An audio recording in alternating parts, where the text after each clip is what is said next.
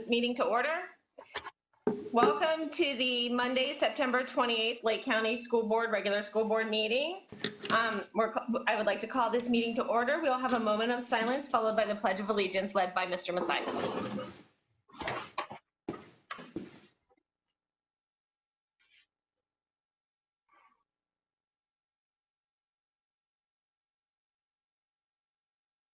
I pledge allegiance to the flag of the United States of America and to the republic for which it stands, one nation under God, indivisible, with liberty and justice for all.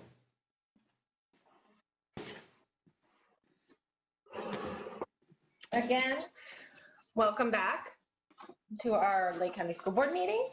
Do we have any changes, amendments, additions, or deletions to the agenda, board? I'd like to make a comment on 9.03 before we vote. Okay. We also are pulling item 8.04 for no action this evening. Okay.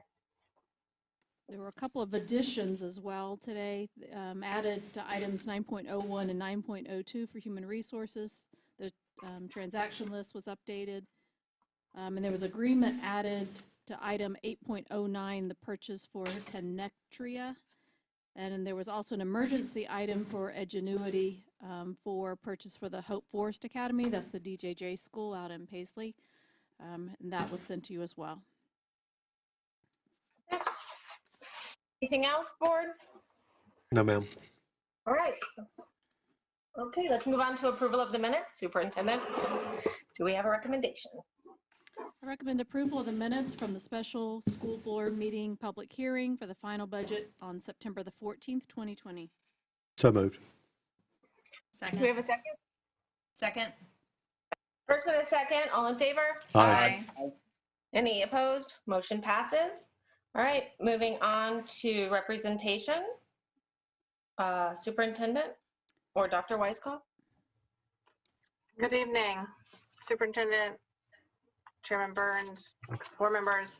As you know, we have designated October 23rd through the 31st as Drug-Free Lifestyle and Red Ribbon Campaign Week. So I have a resolution. If you'd allow me to read it, I would appreciate it. And then I would ask that you sign it. So this is Red Ribbon Campaign Week.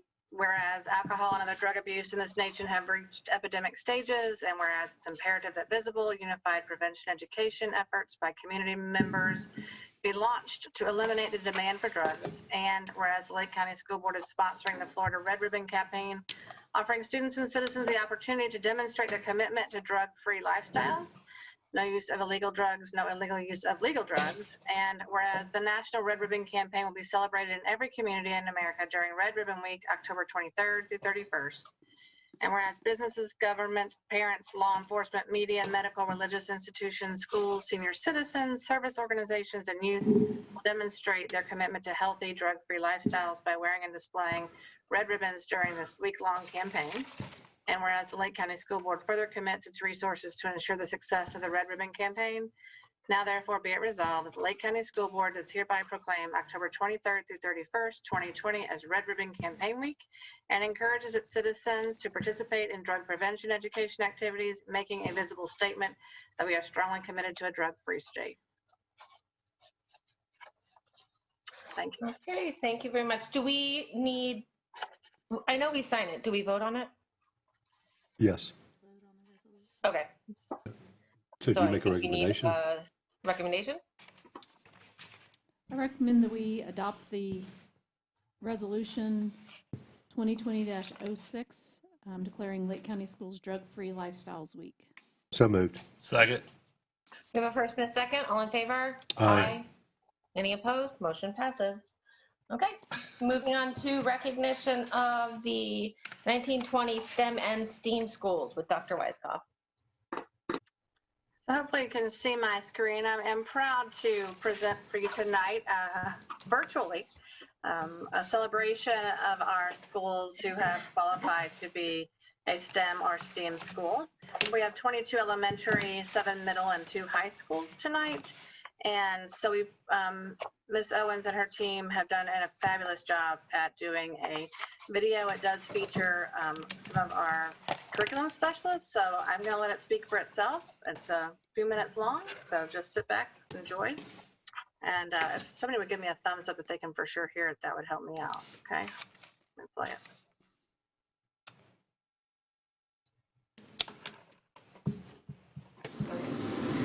Good evening. This evening, we are so excited to join you as we recognize our STEM and STEAM schools for Lake County. I'm going to start with elementary schools. First, I would like to explain the criteria for meeting STEM and STEAM schools. The first thing is that the teachers at each school, and along with the administrator, has to meet once a month as a part of a STEAM PLC.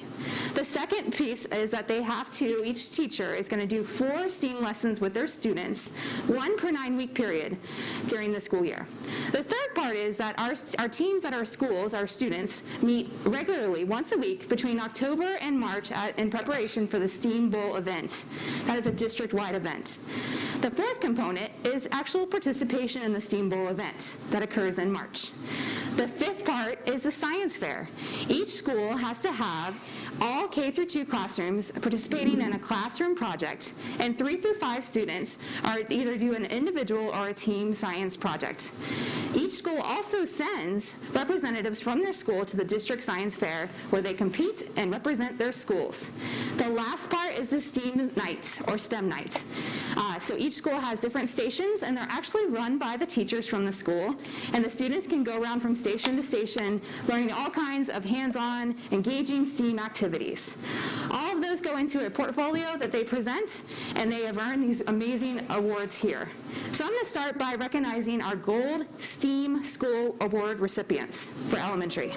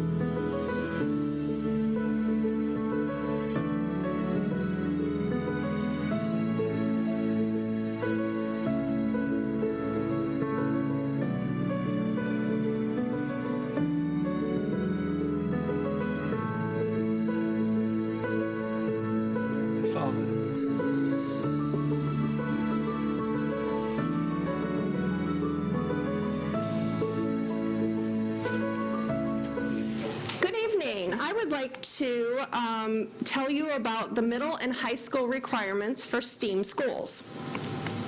In order for a middle school or high school to become a STEAM school, they need to have participated in a STEAM-related competition. So for high school, we have Math Olympics. For middle school, we have Math Counts or STEAM Bowl. They also need to have a team that they practice with once a month. They also have to do a science fair. The science fair needs to be at the school, and also they need to come to the regional science fair. They also have to have a STEAM night, which is a family night where families are invited in. They can see the science fair projects. They get to have professional speakers. They engage in hands-on activities, and everybody in that school is invited to attend that. They also need to have many lessons that is full of STEAM criteria, which is problem-based learning. So they need to have at least 4 for each grade level. So for middle schools, that would be 6th, 7th, and 8th, and high schools, 9th through 12th. And then they also have to document and show those lessons to see the great STEAM things they're doing in each lesson. Okay, so now we are going to name the middle and high schools that received a STEAM Gold Award.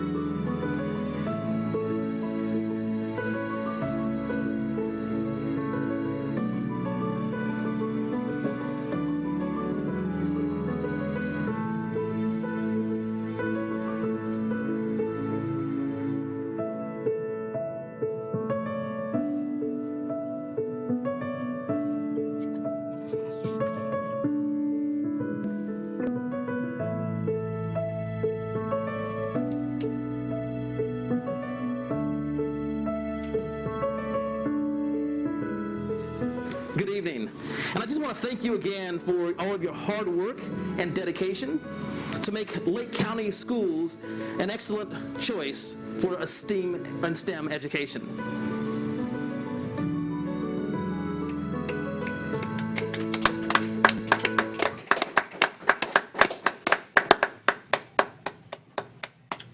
Thank you for letting us share and celebrate. There's much to be celebrated here, and so I'll turn it back over to you, Chairman Burns. Can I ask Thank you so much. Can I ask a quick question? Yes, please. I know that there's obviously stipulations in place currently for our like STEM or STEAM nights and those competitions. Are we modifying any of that right now? Or are we just putting everything on hold? So I'm not sure I understand. So I know we are switching some formatting from some formats, like some are being virtual, we're doing a little bit differently. Okay. But I don't know that they're not on hold. So you're like the parent nights could be virtual. There's opportunities for that to happen. Exactly. this Yes. year. Okay. For Okay. the competition, is it going to be virtual? I don't know. It's usually in March.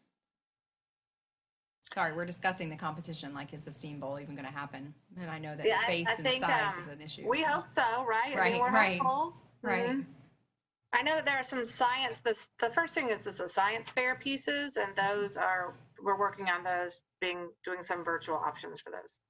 Can I ask you, is it optional for high school to do science fair, like those students? Is it, well, so this is just a general observation, but when we see science fair projects and we go to the district science fair presentations, the elementary schools, there's tons of presentations and participation, and then we see that dwindling in middle and high school, and I realize that students focus their academic work, et cetera. So I just don't know, so I figured I would ask, do kids just voluntarily participate in science fairs in middle and high, or how does that work?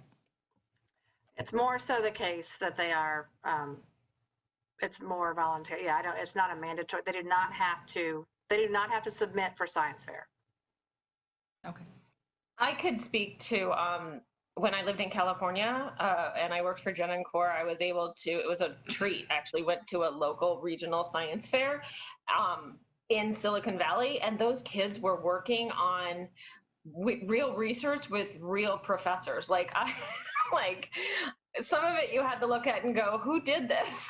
Because I mean, this was really complicated stuff these high school kids did. Right. So I think that the fact that there were so many universities there made it more likely that high schoolers would do that as an internship type thing. And so then there was a lot of competition. Well, I feel like we have a lot of avenues for that.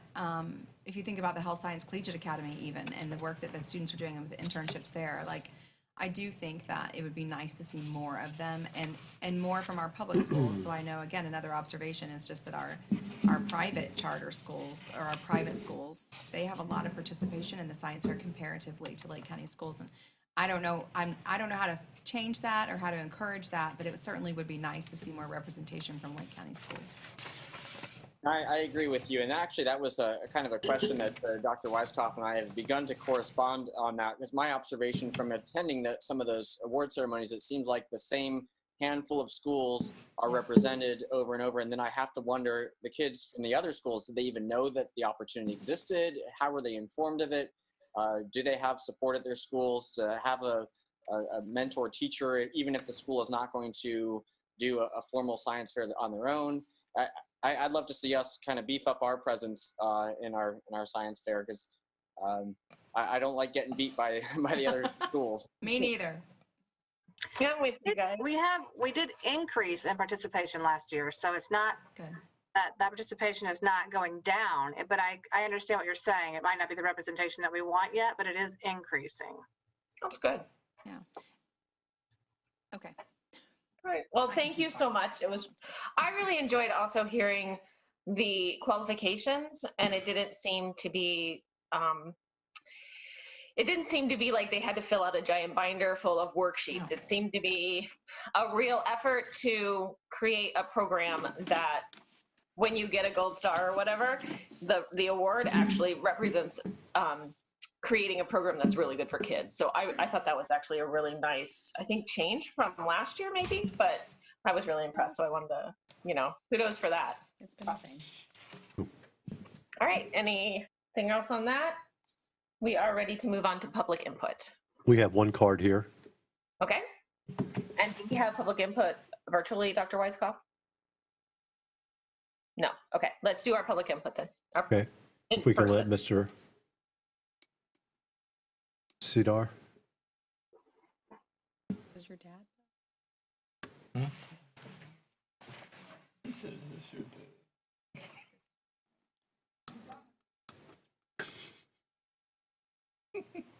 Oh, I see what you did. I thought you were scratching your back. Mr. Sidar, you have 3 minutes, and we need for you to state your name and your address. Whenever you start, I'm going to start the timer. David Serdar, 66 Wintergreen Drive, Footman Park, Florida, 34731. In the great county of Lake County and from Lake County, Illinois. You know, I just came from the Orange County Commissioners meeting, public hearing, because the virtual didn't work. I'm all over the state. I just left Jacksonville. And I'm worried about our kids' future. You know, a house divided against itself cannot stand. That's in Abraham Lincoln. You know, I'm very religious, as my buddy Senator Baxley, he called me his buddy. I was just with Matt McLean, the hardworking legislative aide, and, you know, I was just in front of President Trump up in Jacksonville. And a friend of mine was sitting with Governor DeSantis. You know, it's a small world. I used to work at Leesburg High School, and, you know, we got to keep America great again.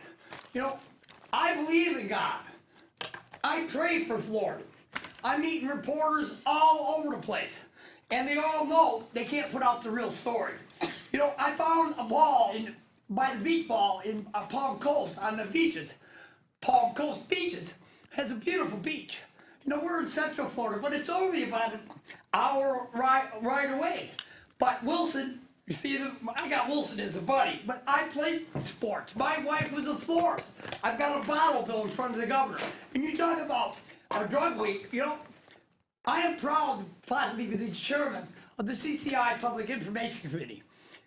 Working with judges, there's an Alateen program. There's too much drinking and drugging out there. I am worried about our kids' future.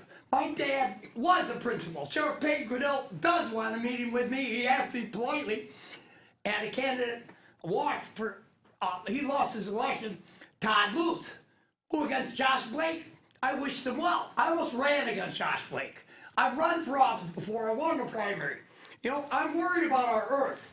I was a certified commercial cleaner. Do you know Jackie Kennedy's most treasured possession was a horse called Serdar? Michael Paul was the Illinois racehorse champion, a safari hunter when he fought them out. Reagan opened up free trade. All our presidents were kind of crooked. Tricky Dick Nixon did more than Watergate. And I believe in Donald Trump. I know a friend of mine that knows Donald. And I may be playing golf with him. Hey, I'm a great golfer, but that's just a game. Life's not a game. You know, when teachers teach, it's a prayer to give the kids the right opportunities. You know, the leaders lead. God bless you, Sandy Gamble, for what you've done for the years. You know, didn't win an election, but hey, it's a voter's choice. I'm a concerned citizen. Don't tell me Michael Paul wasn't a safari hunter. Don't tell me I haven't asked to be appointed to the St. Johns River Water Manager. Good luck, Betsy Farmer and Mrs. Cunningham. There's offices that are open. It is election year. Well, I may be appointed. Area 14, Chapter 7A and B. It's a wonderful program. Doctors, lawyers, judges, criminal courts get their elections You've reached your in 3 order. minutes. In a great program. Thank you for your time. Very kind. Thanks so much. Thanks for your passion. And you certainly made a mess, so you'll have just a minute to clean up. Do we need to wait? Watch out for Wilson. Yeah, let's wait just a second while he gathers.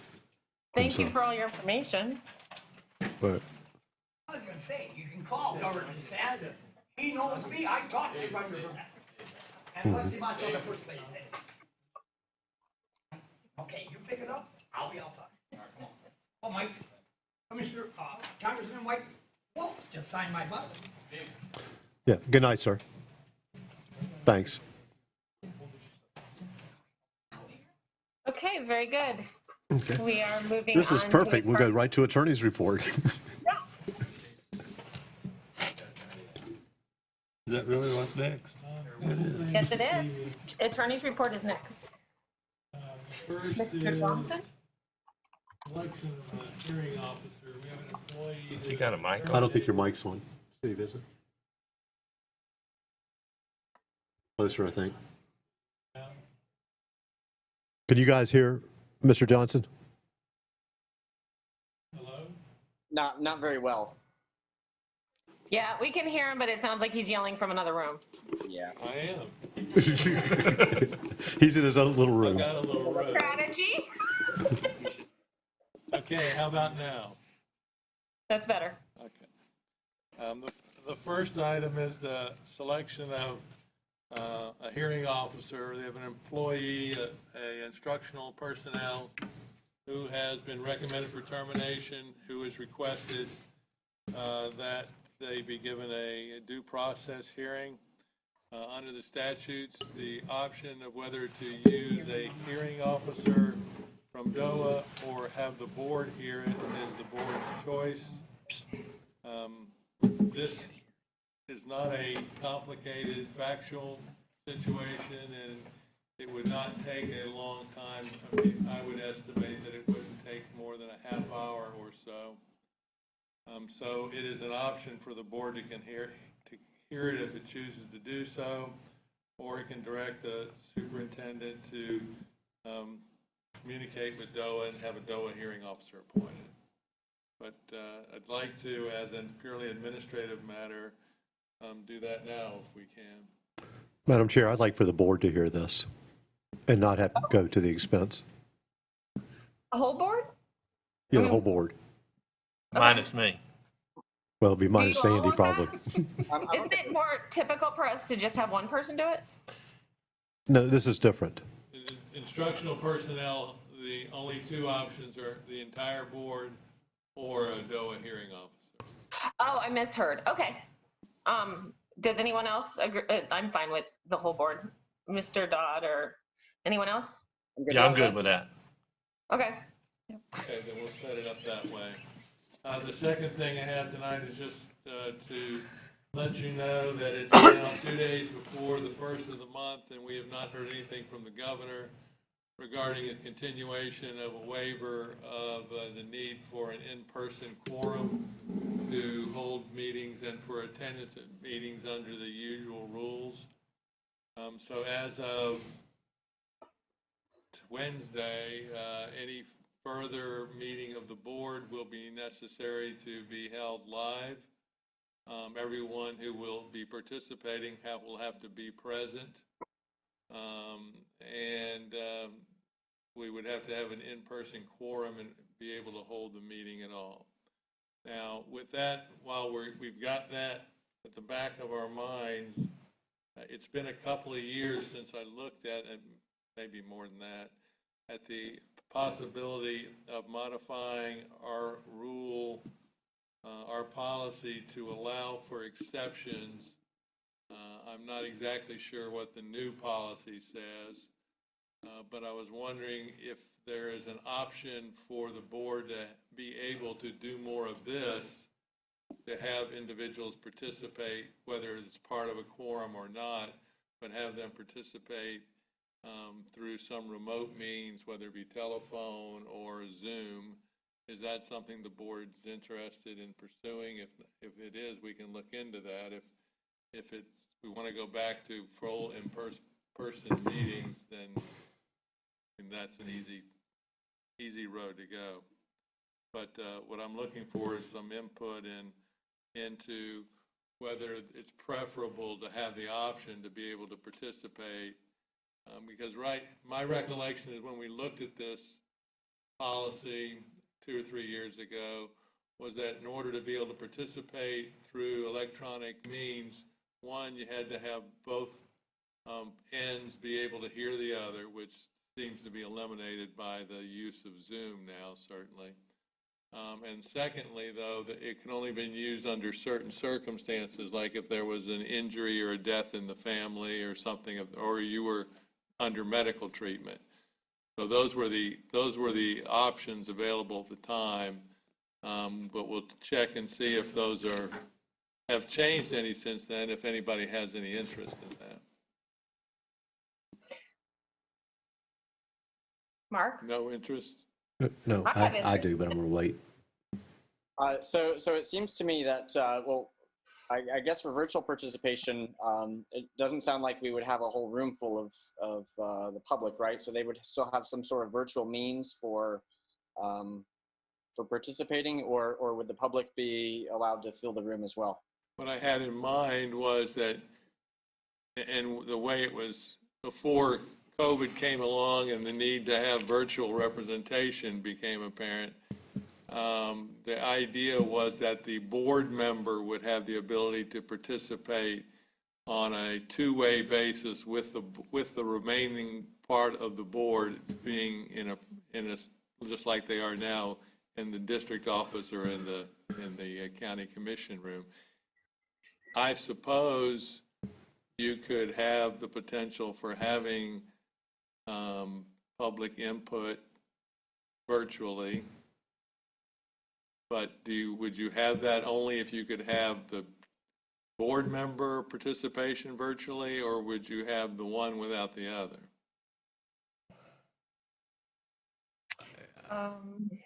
If I could weigh in for just a second, I think that having the ability for the public, I think, to be able to come into Zoom and carry that forward gives more transparency and access.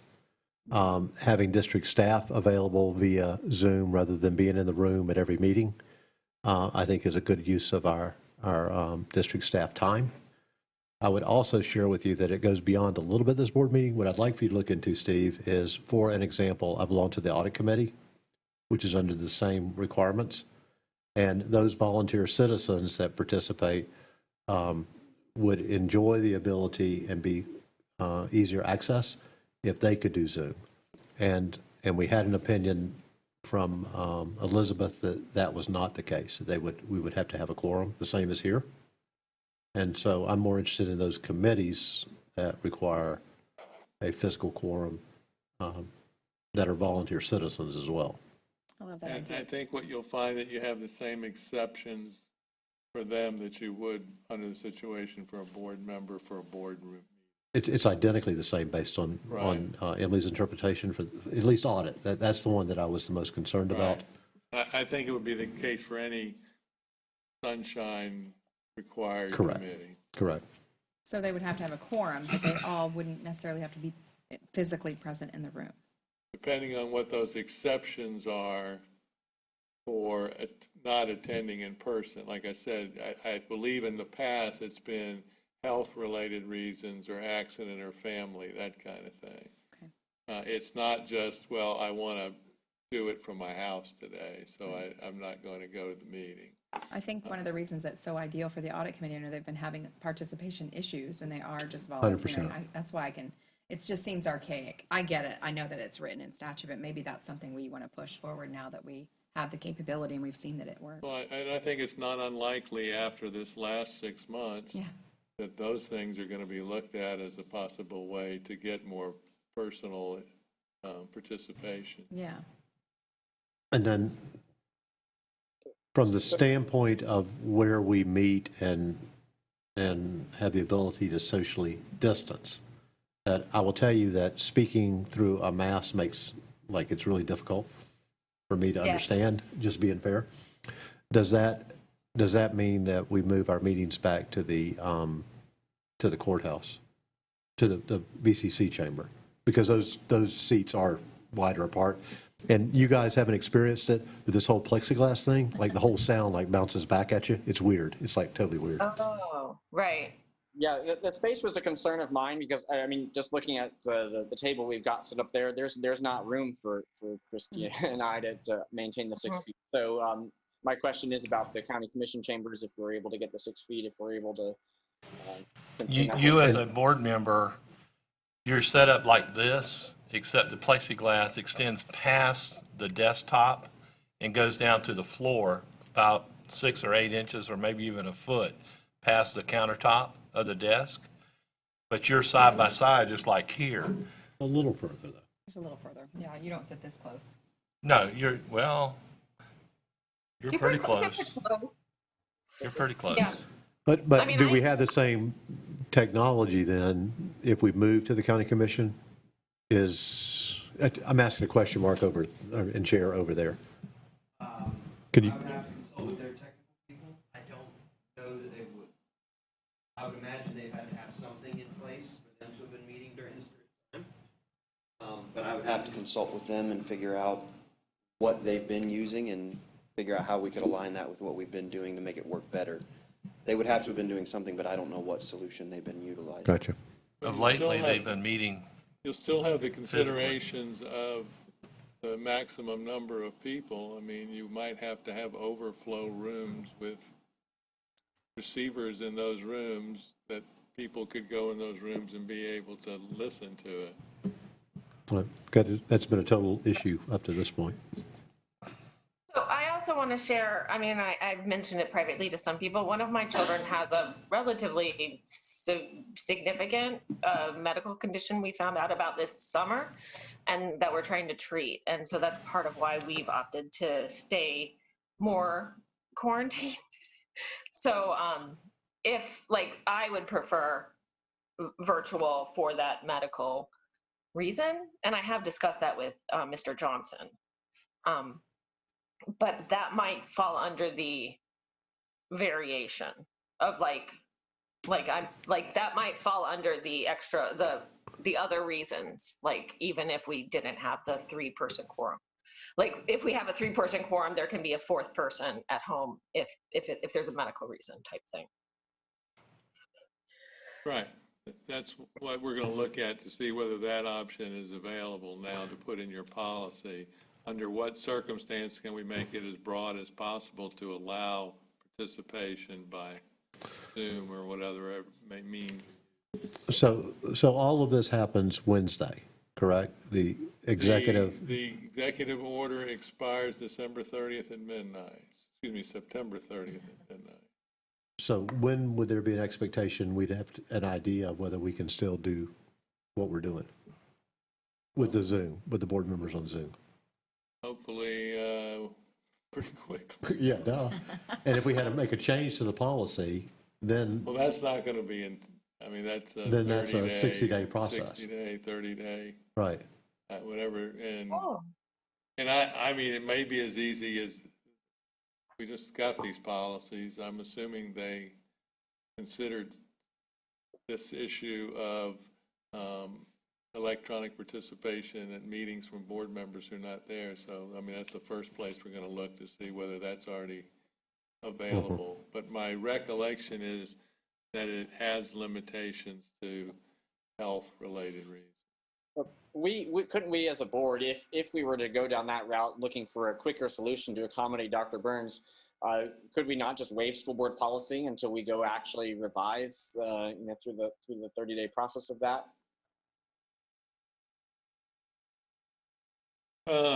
We could do that in one meeting, right? We could waive school board policy to provide the conditions to allow the virtual to continue. But I'd also like to. You can waive your school board policy. You can't waive the Sunshine Law. Right. That's right, of course. But the Sunshine Law that you're concerned about is the quorum. Right. Those are two different things. And so far, pretty consistently, we've had a quorum of 3 here. Right. But right. so we could talk, like, you know, I Just can can't come vote. in if Stephanie needs to. Well, no, I'm saying like if They can like vote. I could come in and Stephanie could be virtual. We can In her arrange case. stuff like that. But not. no. Well, the worst case scenario would be that you would have 3 people live here, and the other 2 board members would be able to participate, and but they wouldn't be able to vote on anything. What is the vote part? Why couldn't you vote? Why no vote? Because they got to be here to participate and vote. But they're right there participating. They're No, technically they're not sitting their right there. television screen, Mr. Matthias. Their actual bodies have to be here. So, Councilor Byrne, is that statute or is that school board policy? About being present? It's the About being able to Sunshine cast a Law. vote. That's Sunshine Law? Sunshine Yes. Law. Sunshine Law requires members to be in a public place, be able to be heard by the public, any discussions they have during it, and for any vote that's taken.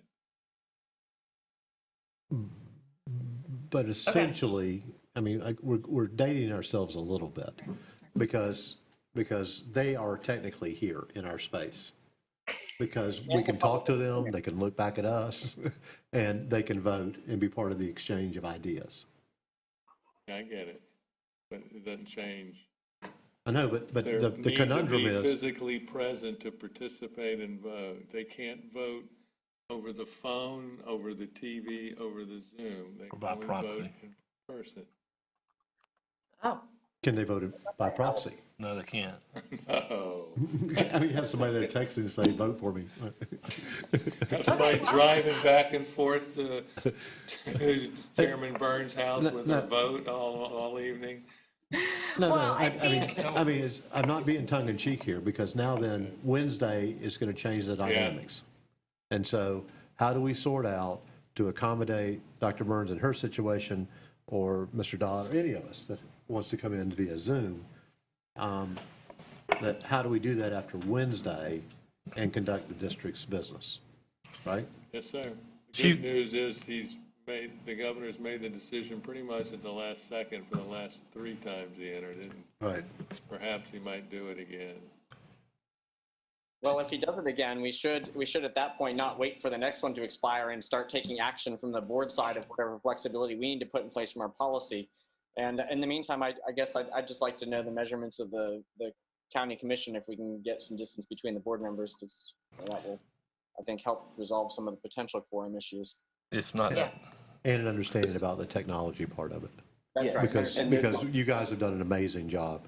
And there's the potential we could make modifications in this room via the camera systems we already have in place that might allow you to spread out more and create more spacing. Okay, well, that was my concern. So that if was we the can other thing do I was going that- to offer, was that I can do the research on that and do some. Okay, so my preference would be to stay here, just so you know. So if that's possible, I thought it was limited by the cameras, but if we can migrate around, then Yeah, no, I'd I much can rather stay control in our those and aim space. them from the back, so we could extend this out and space everybody out more and use the cameras to still pick everybody up.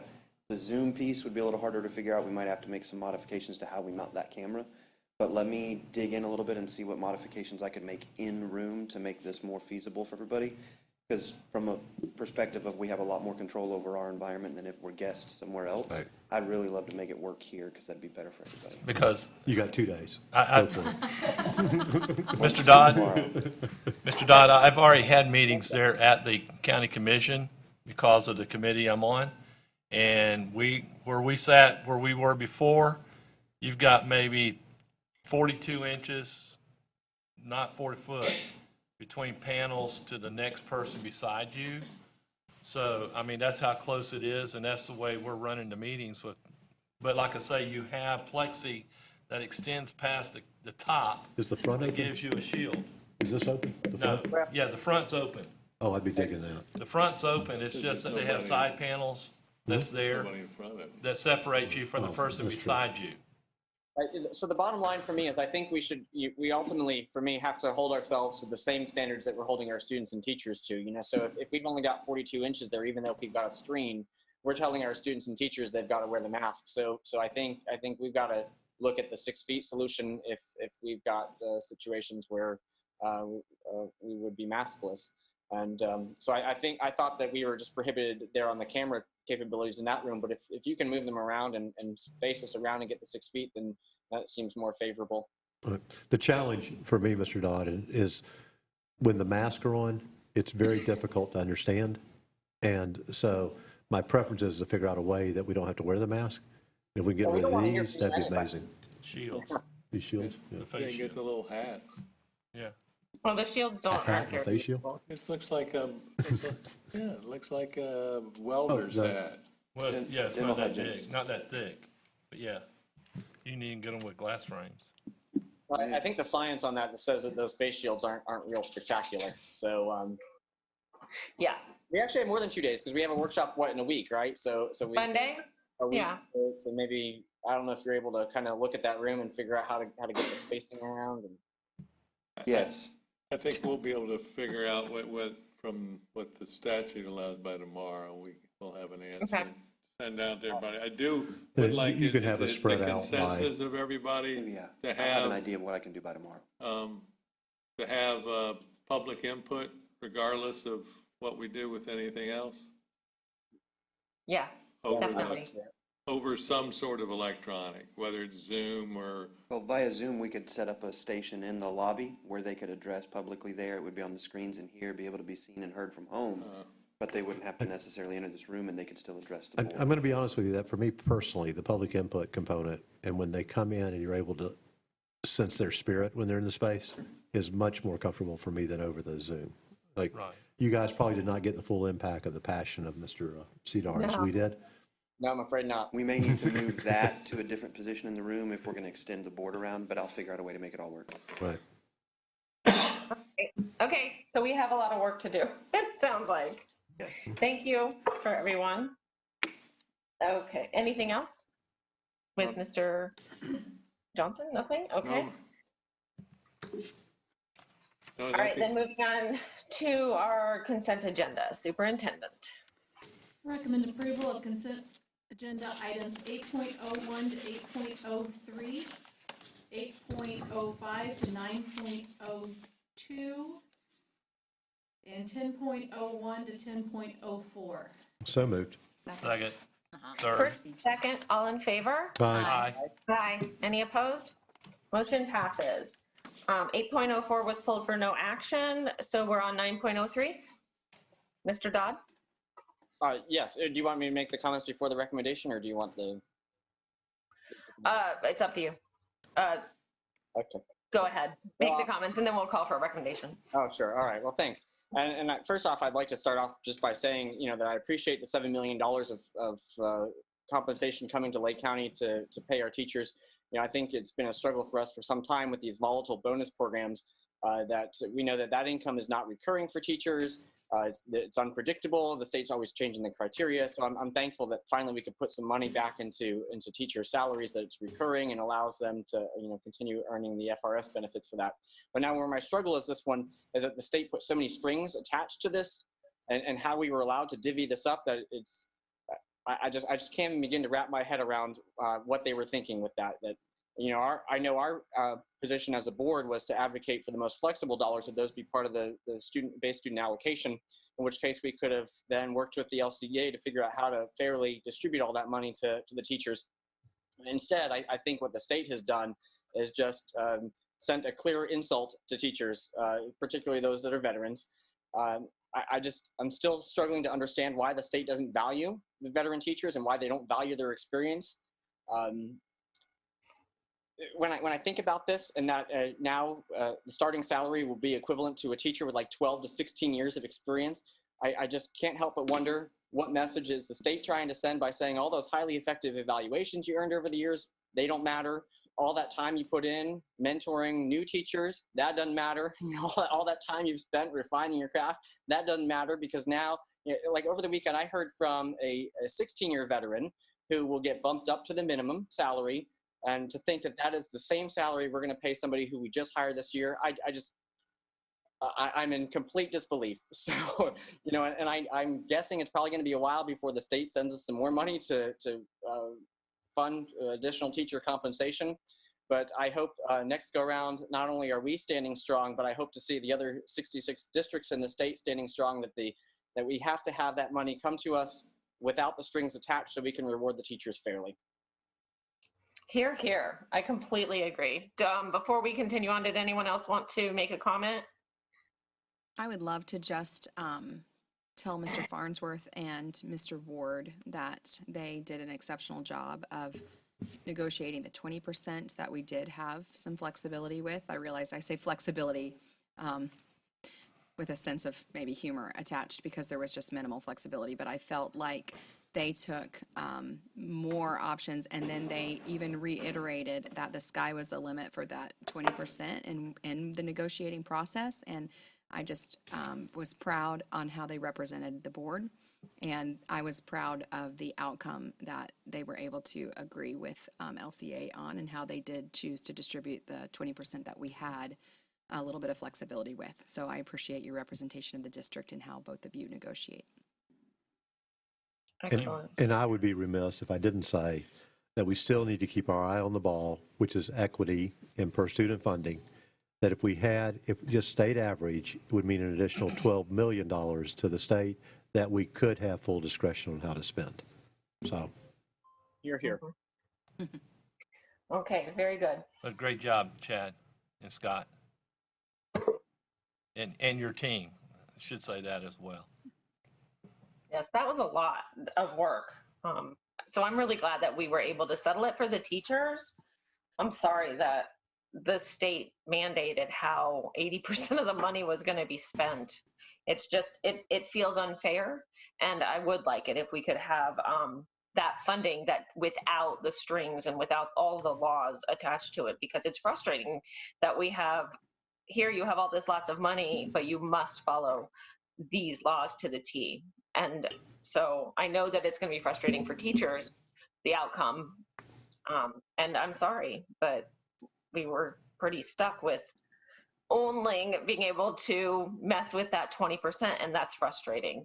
But at least we were able to give some funding out. So it's a mixed bag, I guess, in my opinion. So, Superintendent, do we have a recommendation? So I recommend approval of item 9.03. So moved. Second. First and a second, all in favor? Aye. Opposed? All right, motion passes. Okay. We have nothing for discussion. So we are on the superintendent's report. So just a couple things for tonight. First of all, I want to make you aware of a partnership that we now have with the Supervisor of Elections Office. And this week, we're going to be conducting an online voter registration challenge in our high schools. They have prepared an informational video that's going to be shown to the students, and then anyone 16 and over will be able to, while in school, go online and register. And we're going to be sending out information to the parents along with the link to the video so that parents are aware of exactly what the challenge includes, and that they can discuss it with their child at home before the student comes to school and does the registration process if they so choose to. No one is required to register to vote, but it is certainly an option and something we would encourage. The school with the highest participation of eligible students who register, they get a traveling trophy and the bragging rights. And I want to thank Alan Hayes with our Supervisor of Elections Office. They've been a tremendous partner as we launch this week. I also want to offer my congratulations to Carmen Cullen-Batt, Executive Director of the Education Foundation. She received statewide recognition for her volunteer leadership last week. She was awarded the Jim McKenzie Consortium Champion Award by the Consortium of Florida Education Foundations. And we think about a champion, we all know Carmen is certainly a tremendous advocate and champion for our schools and our children, and so congratulations to Carmen. And we also learned that one of our teachers at the Villages Elementary, Rosemary Polinero, has been named Elementary Music Educator of the Year by the Florida Music Educators Association. And we know how important the arts are in our schools and how much this board has been an advocate for that. And I just want to thank and congratulate Ms. Polinero and on her well-deserved recognition. And also, Mr. Mathias, you received the Business of the Year for the Leesburg, City of Leesburg Partnership this past week. So congratulations to you on your award, since we're handing out awards tonight. And I also want to congratulate all of our STEM and STEAM School Award winners who were recognized earlier tonight. The last thing I have is that we know that the announcement from the governor we weren't prepared for that. It kind of came very quickly the other day when he announced that we were moving into phase 3. So it's prompted lots of questions. And the question has been raised about what this means for our schools. We have not received any additional direction regarding this order, and so as of right now, all of our protocols will remain in place. We're doing quite well with what's in place currently, and we're going to stay the course until we receive some further guidance from the Florida Department of Education on that subject. The last thing I have is a few letters of condolence. Erin Henley is a senior HR specialist in our Human Resources Department, and she lost her father, Donnie Causey. So condolences to her family. Crystal Sexton, she's the sister of Scott Ferry, who's a teacher at Eustis Middle, and a sister-in-law of Kelly Ferry, who's a literacy coach at Spring Creek Charter. Also, Nick Baldwin is the son of Amy Weber, teacher at Pine Ridge Elementary, and Beverly Robb is the mother of Jennifer Stelly, who's a teacher at Lost Lake Elementary. So condolences to those families. And that's all I have tonight. Thank you very much. Okay, let's start with Mr. Dodd. Sure. Yes, the governor's approach into phase 3 certainly was a surprise here as well. But I did kind of have just a follow-up because it came to my attention earlier today regarding the masks and the protocols. And my understanding of our protocol for our students and staff is that if they are distanced more than the 6 feet, that they're not required to wear the mask. I guess I was confused about outside groups like churches and things that are renting our facilities. I'm being told that they have a requirement, even if they can keep their people 30 feet apart, that they're supposed to wear the mask. So I guess I was just trying to seek some clarification on that, why we maybe have a different standard for them versus. So you may or may not have the answer right now. It just kind of came up right before. Did you say 30 feet? Yeah, so like, like the preacher might be 30 feet away, but they're told that they got to wear the mask because they're using one of our facilities. Oh, okay, the preacher's 30 feet away, but not the. Yeah. Congregation. Well, So they're able to be distance by 6 feet is what he's saying. They're still, yeah, that's my they're question. still being required to wear the mask. Yeah, I don't have an answer for you, but I will absolutely get an answer. I'm not sure why that would be the case. I'm not aware. Okay, all right, thanks so much. And then the other topic that I think is starting to shift in the correspondence as we're getting, and I'm not sure if we've got all the Lake virtual students enrolled for their like modified days and things of the sort, but some of the questions I'm starting to get now are concerns of kids who started 4 or 5 weeks late and having to now to complete a course at a faster pace than if they had started in August. What sort of conditions we might, or what sort of, I don't know what sort of flexibilities we have for those people if they don't finish by the end of the semester. Because now I guess they go into the next semester, if they're still working on these courses, now they got a double load they're trying to complete, or what that kind of guidance looks like. So I know all throughout this, we've been constantly having to pivot and change course and figure out some situations as they arise and challenges. And so I guess I'm just throwing this one out on the radar before we get to the end of the semester. I'd be interested in hearing more. And it's fine if you don't have the answer today. I'm not expecting that. Just throwing it out on the radar for what sorts of accommodations we might be able to provide for those students who got a late start. Yep, that would be very helpful, especially the high school kids. I can tell you, it's pretty intense, a high school schedule. Virtual high school. I'm sure a regular high school schedule is intense too. Okay, Ms. Luke?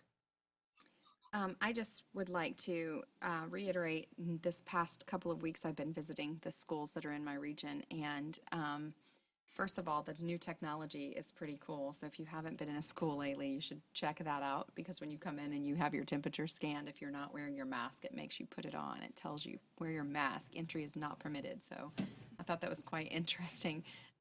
We had some fun with that at Eustis Middle School. We took selfies with it, and anyway, so it's super cool. And I think that came from the county commission. Were those some of the devices that came from the dollars? So they've already been installed and set up in schools and are running. So it was great. But more importantly, I wanted to just tell you guys that I walked away with a sense of just inspiration and awe whenever I left my schools, that there wasn't a principal that I spoke with that wasn't just visionary and proud and on top of their game. The conversations that they have about their schools, the passion's evident.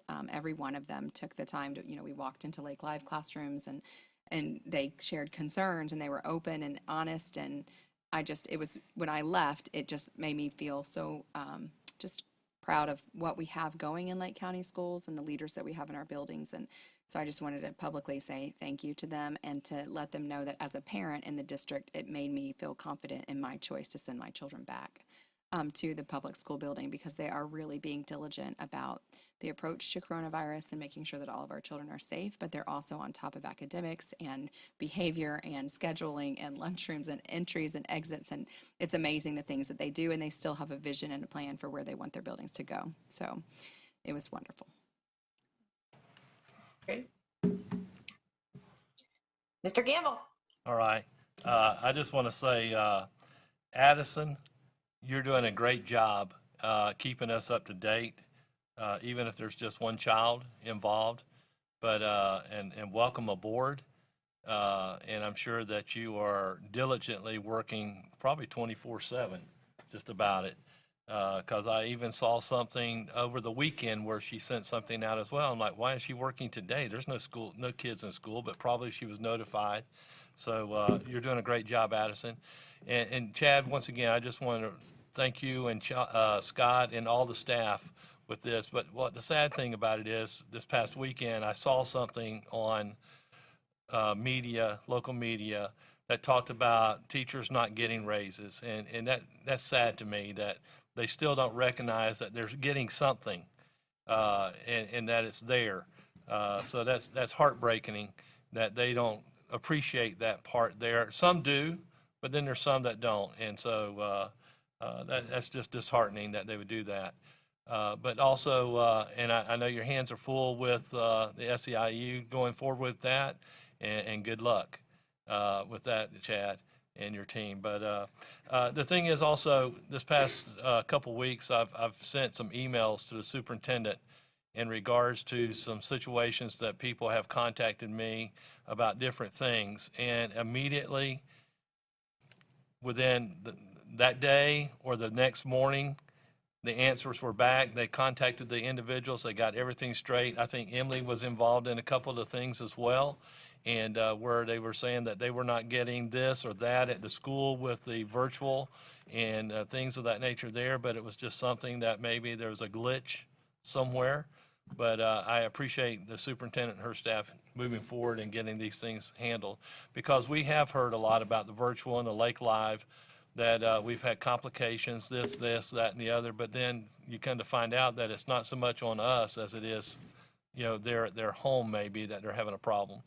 But I just say we're doing the best we can, and we just keep going forward, and thank you. Very good. Mr. Mathias? Well, I think we've seen ourselves moving closer to a near normal with football season starting and our schools playing, and the protocols in place are working. And for those that are on the sidelines, literally on the sidelines, and want to be on social media and speak about all the things we're not doing, for this board member in this seat, I see all the great things we are doing. Yes. And for the most part, the families are appreciative of the hard work that the superintendent, you and your team, down to the janitors who are cleaning and the bus drivers. It's all been pretty much all hands on deck, and I am very proud. And it seems like we've been in school for like 8 months. It's been like 4 weeks. and as we decipher, social media over the weekend was blowing up with the governor's declaration that we're in phase 3 or whatever, and that all of a sudden now everybody can take their mask off in our school system. And extremely premature, obviously, on that point. But I think the sooner we can get clarity to the public, the better. And the sooner that we are all united in what that looks like, I think the better. So that's all. Thank you very much. I did want to also thank Addison and point out that we appear to be doing quite well. Like I'm really impressed, actually. We really haven't had to close one school. A lot of parents, people commented about Groveland because there was multiple cases at Groveland. Addison looked at it. She talked to our epidemiologists, and all this week I was watching, and I'm sure she was, and the epidemiologists, and that seems to have just passed, and we're seeing random cases elsewhere, which is exactly what I would expect given the level of virus. So we just have a lot of virus around, and we're getting cases in the schools, which we would expect. So honestly, I think we're doing great, because I'm just impressed we haven't had to shut a school down. Like, it appears to be that our quarantine method seems to be working so far. So I'm thrilled. I also wanted to thank all the staff at Lake Virtual School, because I know that they've been working overtime for weeks. And I know I've sent them, I don't know, many emails with parents and, oh my gosh, we have to get this fixed. And they've been patient and they've just been plodding along. And I think they're finally through it, as to my knowledge. And so I just wanted to say that was a really heavy lift. We asked a whole lot of them without enough resources because we just didn't have enough to ramp up a school from 140 to 5,000. And they did an amazing job with that. And so I wanted to say thank you, job well done. You guys really busted your rear ends. So well done.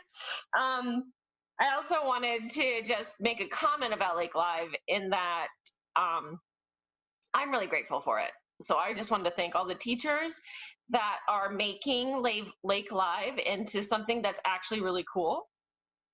So yeah, I really enjoyed watching.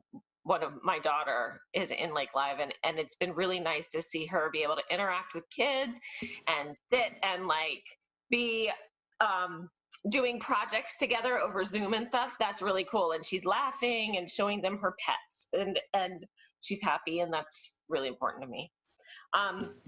And oh, that's all I have. So unless we have anything else, we'll be adjourned.